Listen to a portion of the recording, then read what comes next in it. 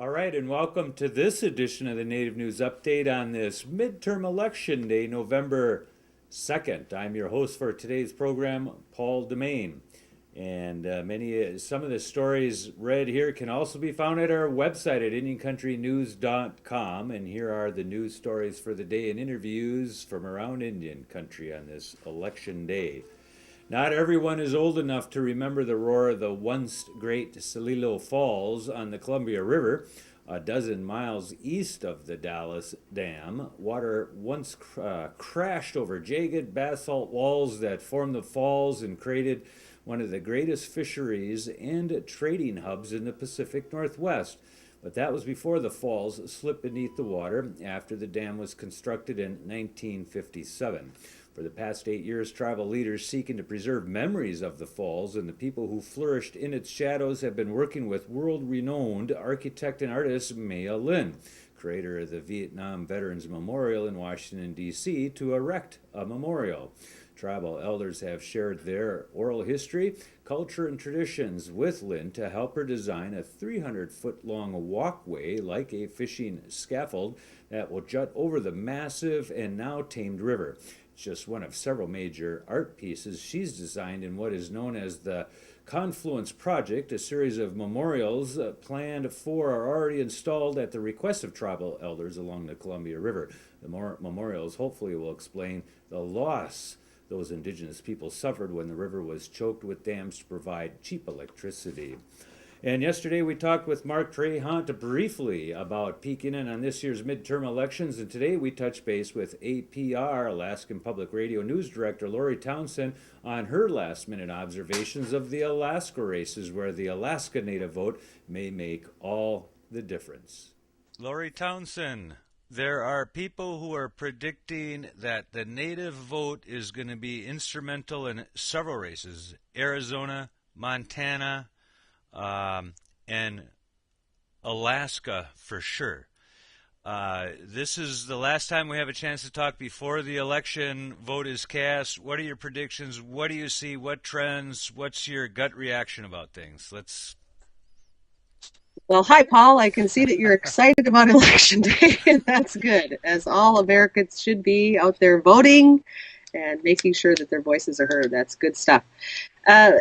The Native vote in Alaska is always important. A colleague was reminding me earlier today that when Tony Knowles ran, it was the Native vote that really helped decide things. And so I think Alaska is different in that respect, in that people in the Native communities are involved. When we're talking about the Senate race that we have here, as you probably know, we've got a three-way race right now. Joe Miller beat our current senator, Lisa Murkowski, in the primary. It was somewhat of a surprise, especially to Senator Murkowski, that Joe Miller pulled off this upset and beat her in the primary. And we have Scott McAdams, who is running as the Democrat nominee. And of course, Senator Murkowski is running a write-in campaign. Right now, it's anybody's guess as to what will happen in this race. Polls are conflicting and show one party being up one day and down the next, and right. So we're kind of staying away from those numbers. But there's a lot of confusion, I would say, over this issue of what will happen when the write-in ballots start to be counted.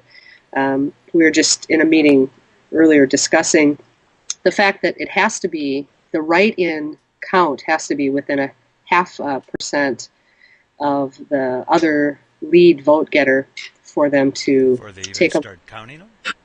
Yes. Now, we had kind of an interesting situation happen. There was a call by some folks out there to go, encouraging Alaskans to go sign up as write-in candidates. They had until 5 days before today to do so.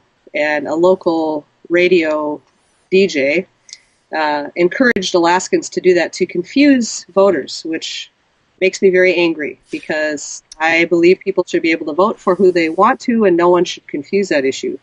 Okay. So, do you have a question? Well, it had to do with what was that going to end up doing, where you're going to have a long list of potential write-in candidates that are all available?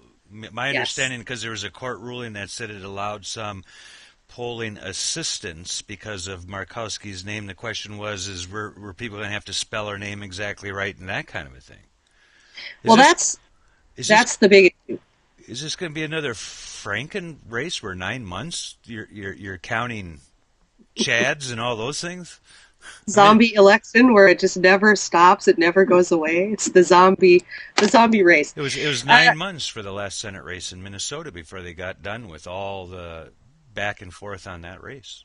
well, I can tell you what my experience was this morning when I went to vote. I asked to see the write-in list of candidates because at the polling places the instructions are very specific. They cannot post the list where it can be seen. They cannot offer the list. But if a voter asks to see it, they will give it to you. You can look at it. You can't take it into the booth with you, but you can look at it. So I asked because I wanted to see it, and they handed me a folder with several pages of names, probably close to 200 names. And when I was trying to find a specific name on the list, I was looking for Senator Murkowski's name to see how hard or easy it would be to find this name. I then asked one of the polling people, is it not in alphabetical order? And she said, well, it is, but it's across the two columns on each page. It's not down one column and down the next. So you have to really look to find a name that you're looking for. But there are numerous names on this list. And I Alaskan voters will have to be, if they want to look at it, they'll I have to didn't ask. I didn't even know I was on that list. What's going to happen with the tribal vote? Okay, you're saying they're participating. Maybe it's just that the spotlight is on them. You have a governor's candidate with a lieutenant governor running on the Democratic ticket. You got a Republican Senate candidate with a wife who's a tribal member from Turtle Mountain, North Dakota. Oh, Uh, you're the Senate. The Senate contender is the Democrat, Scott McAdams. His wife is from there, Turtle Mountain. there's where Yes. that's what it is. Yeah. Okay.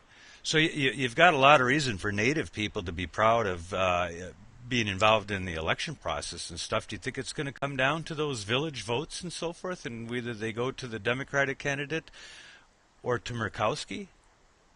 Well, it's hard to say, Paul, because there's reasons that all three of the candidates could appeal to some of the native vote.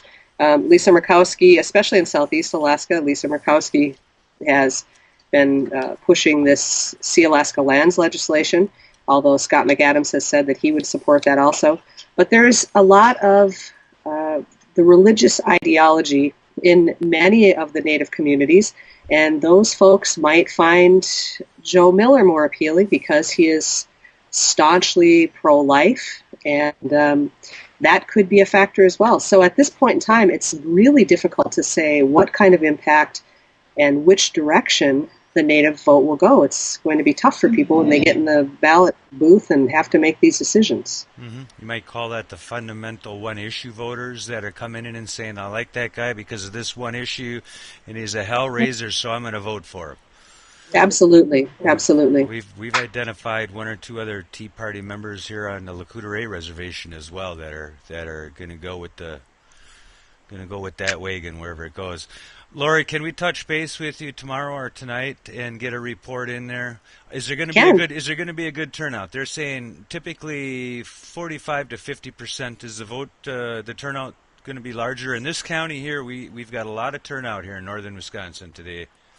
Well, we've already had a larger early voting turnout than we had in 2006, which was a record. So we broke that record, and I expect that the voter turnout will be large today and tonight. We'll be broadcasting live from 8:30 until at least 11 p.m. Alaska time, possibly midnight, and then back at the station to write morning stories. So Okay. it's going to be a long night and an exciting night, but we're looking forward to it. And Paul, I assume you did vote today?